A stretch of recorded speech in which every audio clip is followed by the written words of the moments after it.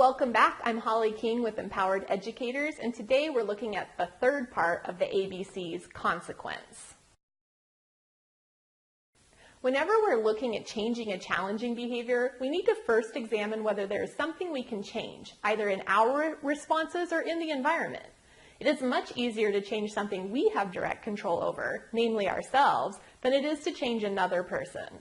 The third step in the ABC method of understanding challenging behavior is the consequence, or what happens to the student or with the student right after the behavior. First is the behavior being reinforced by the consequence.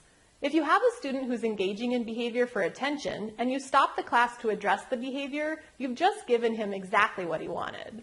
For a student who desires power, if she can push your buttons and get you to react, she's gotten exactly what she wanted. Second, is the student's need being met by the consequence, either intentionally or unintentionally? If the student is trying to avoid an activity or subject she doesn't like, and you send her to the principal's office as a result of her behavior, she's just gotten her need met.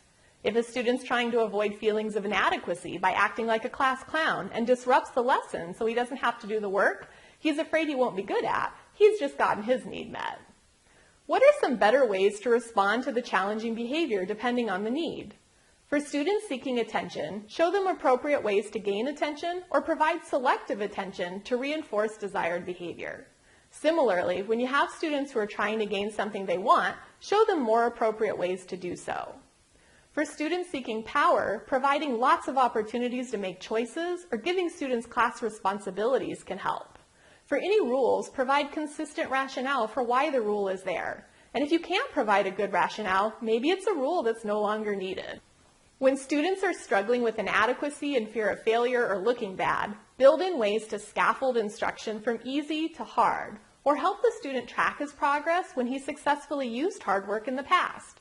When students are avoiding something, you may have to dig deeper to see what would motivate them or what you can restructure in your routine to help them not feel like they have to avoid it in the first place.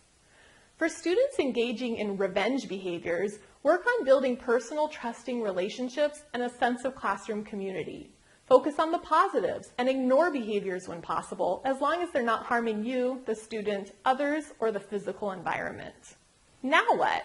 Download the free ABC Method Behavior Tracking Sheet to help you gather data on the challenging behavior you would like to mitigate or stop.